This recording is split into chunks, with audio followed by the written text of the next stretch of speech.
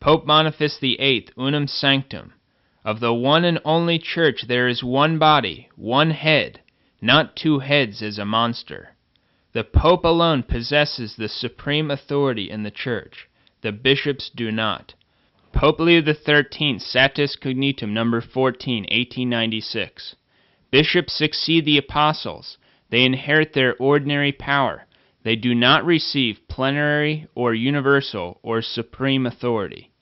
Pope Leo XIII, Satis Cognitum, No. 15. The power of the Roman Pontiff is supreme, universal, and definitely peculiar to itself, but that of the bishops is circumscribed by definite limits. Besides the heresy of collegiality, there are others in Lumen Gentium that cannot be overlooked. The most striking is found in Lumen Gentium No. 16. Lumen Gentium No. 16. But the plan of salvation also embraces those who acknowledge the Creator, and among these the Moslems are first. They profess to hold the faith of Abraham, and along with us they worship the one merciful God who will judge mankind on the last day. Muslims do not worship the Trinity, and they do not accept Jesus Christ as God. Thus they do not worship God. Pope Gregory XVI, May 27, 1832. Therefore they must instruct them in the true worship of God, which is unique to the Catholic religion. Pope St. Gregory the Great, the Holy Universal Church teaches that it is not possible to worship God truly except in her. It is clearly a denial of the most blessed Trinity to say that Muslims worship God without worshiping the Trinity. Secondly, and even worse, when considered carefully, is the astounding statement that Muslims worship the one merciful God who will judge mankind on the last day. This is an incredible heresy. Muslims do not worship Jesus Christ. Therefore they do not worship God who will judge mankind on the last day. This is quite simple. To say that Muslims do worship God who will judge mankind on the last day is to totally deny that Jesus Christ will judge mankind on the last day. Pope St. Damasus I, Council of Rome, Canon 15. If anyone does not say that Jesus Christ will come to judge the living and the dead, he is a heretic. In Lumen Gentium No. 16 we also find another prominent heresy. Lumen Gentium No. 16. Nor does divine providence deny the helps that are necessary for salvation to those who through no fault of their own have not yet attained to the express recognition of God, yet who strive not without divine grace to lead an upright life. The Council is saying here that there are some people who strive to lead an upright life, that is, those above the age of reason, who through no fault of their own have not yet recognized that there is a God. In other words, there are some atheists who are atheists through no fault of their own. This is utter heresy. Pope Pius IX, First Vatican Council, Session 3 on Revelation, Canon 1. If anyone shall have said that the one true God, our Creator and Lord, cannot be known with certitude by those things which have been made, by the natural light of human reason, let him be anathema. Lumen Gentium also teaches that the Catholic Church is joined with those who do not accept the papacy. Lumen Gentium No. 15. For several reasons the Church recognizes that it is joined to those who, though baptized and so honored with the Christian name, do not profess the faith in its entirety, or do not preserve communion under the successor of St. Peter. It is a dogma that those who do not accept the papacy are not joined with the Catholic Church. Pope Pius IX, April 8, 1862. All who want to belong to the true and only Church of Christ must honor and obey this Apostolic See and the Roman Pontiff. Pope Pius VI, April 13, 1791.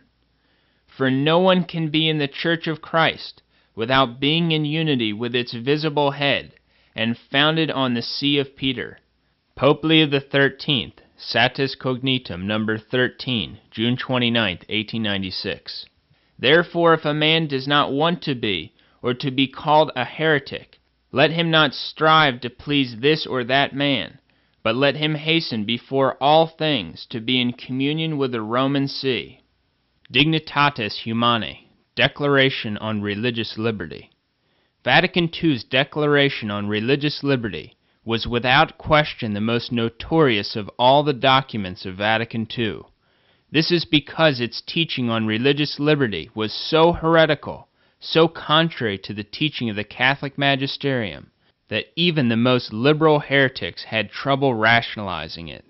Dignitatis Humani No. 2. This Vatican Synod declares that the human person has a right to religious freedom. Such freedom consists in this, that all should have such immunity from coercion by individuals or by groups or by any human power, that no one should be forced to act against his conscience in religious matters, nor prevented from acting according to his conscience, whether in private or in public, within due limits.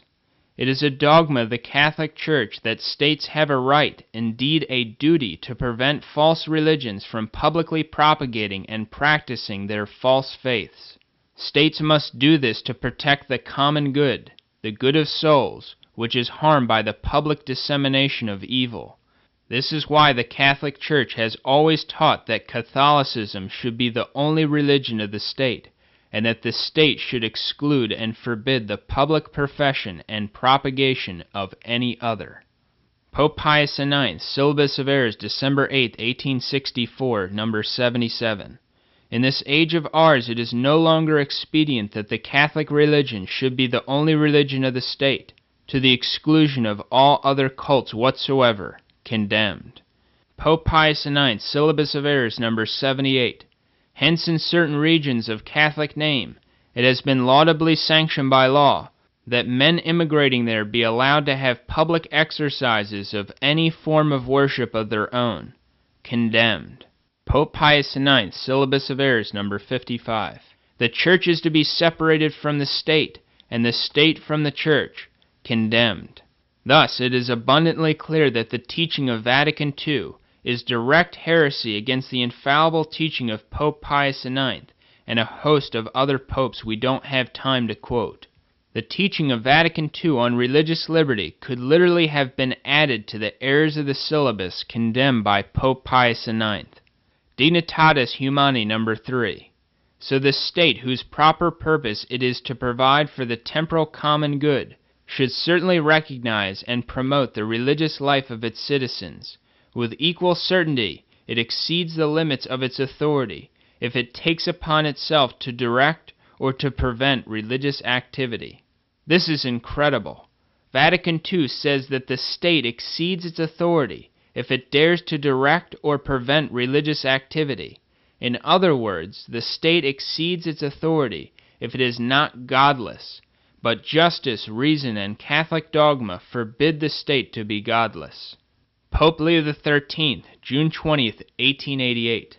Justice therefore forbids, and reason itself forbids, the state to be godless, or to adopt a line of action which would end in godlessness, namely, to treat the various religions, as they call them, alike, and to bestow upon them promiscuously equal rights and privileges. Pope St. Pius X, February 11, 1906. We, in accord with the supreme authority which we hold from God, disprove and condemn the established law which separates the French state from the Church, for those reasons which we have set forth, because it inflicts the greatest injury upon God, whom it solemnly rejects, declaring in the beginning that the state is devoid of any religious worship. Pope Gregory XVI, May 8, 1844. Experience shows that there is no more direct way of alienating the populace from fidelity and obedience to their leaders than through that indifference to religion propagated by the sect members under the name of religious liberty. In line with its heretical teaching on religious liberty, Vatican II naturally teaches the heresy that all religions should have liberty of speech and liberty of the press. Dignitatis Humani No. 4. In addition, religious communities are entitled to teach and give witness to their faith publicly, in speech and writing, without hindrance. The idea that everyone has the right to liberty